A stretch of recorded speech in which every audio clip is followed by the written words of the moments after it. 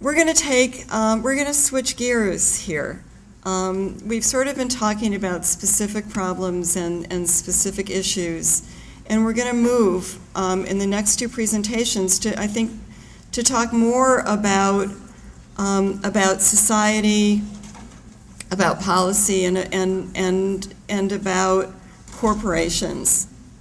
And that's our next focus. And we have. Did Michele just disappear? Oh, there you are. Phew. Our first presenter is Michele Simon, is a public health lawyer. You should read her biography in your program. It's pretty amazing. She's the author of Appetite for Profit, How the Food Industry Undermines Our Health and How to Fight Back. And she is currently watchdogging, I didn't know that was a verb, watchdogging the alcohol industry as the Marin Institute's Research and Policy Director. And I had this fantasy as I was, watching Gail's presentation that she was going to quit that and take on porn. Michele. Thank you.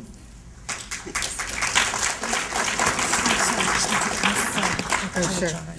Thanks, Susan. Yeah, well, it's funny because I've been working on the food industry, and just recently, about a year ago, switched hats to working on the alcohol industry. And every new issue that I learn about, I almost get angry enough to want to switch to that issue. So yeah, and my joke is, since I did so well and I took down the food industry, now I can move on to something easier like alcohol.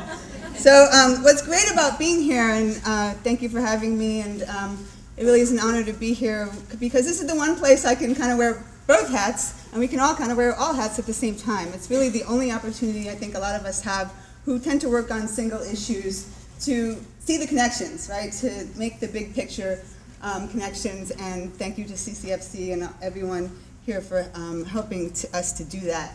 So as a lawyer, and thank you to Gail for saying we need more lawyers, because as a lawyer I'm biased when I say that, and fortunately there were only 4 of us who stood, but thank you, Susan, for acknowledging us. And it's true that lawyers really can be your best friends, and we can help talk about policy as a solution to this problem. So of course a lot of people here do wonderful work around education, media literacy.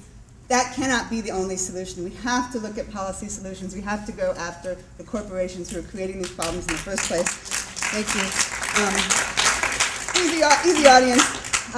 So what I want to talk about, though, before we get to policy solutions, unfortunately, is to tell you a little bit about the bad news, which is what's substituting for policy. So, when Josh and I talked about what I would do to kind of bridge these two topics, food and alcohol, it seemed to me a good way to do that would be to talk about this concept of self-regulation in advertising, because this is really the, whatever industry we're talking about that does advertise, it's industry's way of keeping policymakers at bay, right? So what is self-regulation? Why is it important to think about? It's because, those of us who want to see change happen want laws to be passed, right? Because the first answer that came up with what to do about porn, well, we got to pass a law.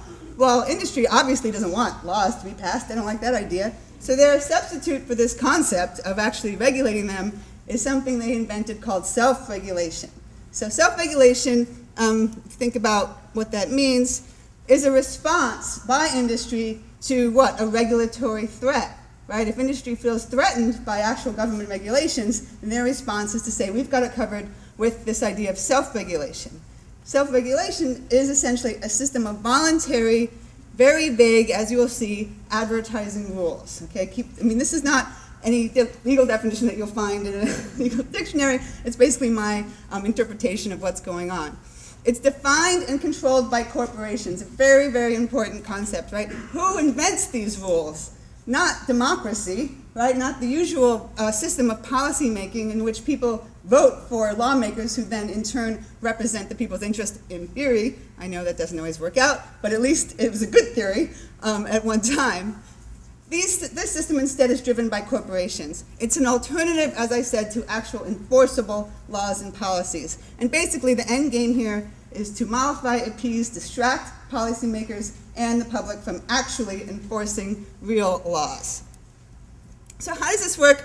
Well, just to start with food, So thinking about how the food industry has responded to the threat of regulation, there was a report that came out a couple years ago by the Institute of Medicine saying, we have a big problem on our hands. We have this problem called childhood obesity, largely caused by the food industry targeting young people with messages to eat the wrong kinds of foods. Well, and then they said, maybe the food industry think about, changing its ways.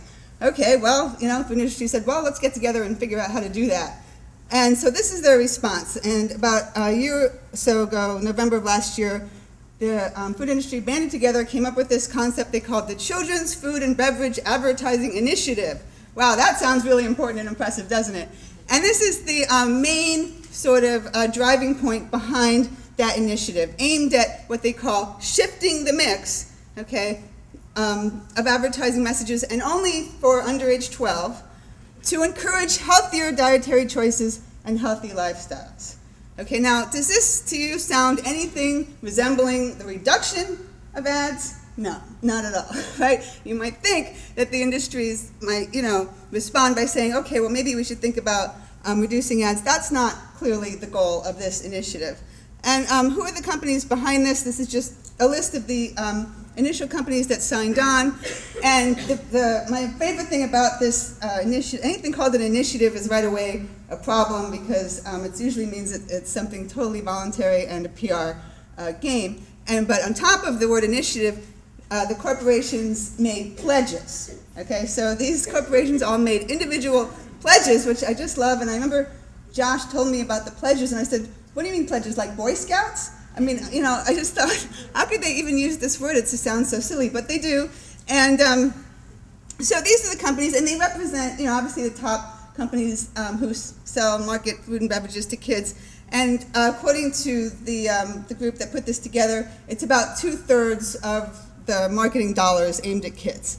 And what's important to note is that each company is able to create its own criteria for each of their rules and guidelines, which is already, again, not something you would ever see in the law. The law creates uniform regulations that everybody has to follow, but they get to make their own rules. This is just to give you an example. There are several components to the initiative that apply across the board. This is just to give you an idea of the language. Remember, we talked about vague language. So I've highlighted the words here that should jump out at you as being particularly vague. So each company in this food industry group has pledged to devote at least, whatever that means, 50% of advertising directed to children under 12 to promote healthier, we don't know what that means exactly, dietary choices and/or, again, vague language, giving companies an option for what they can do that encourage, what does that mean? Under the law, you would never see a word like that unless it was a very watered down law that, industry got to. Healthy, another vague word. Another component is around licensed characters, right? A big problem that we would love to see something done about. Well, this initiative says that companies should reduce the use of third-party licenses. If you put the word reduce in a law, it would be struck down for being vague, okay? Because you have to define what you're talking about for law to be followed, right?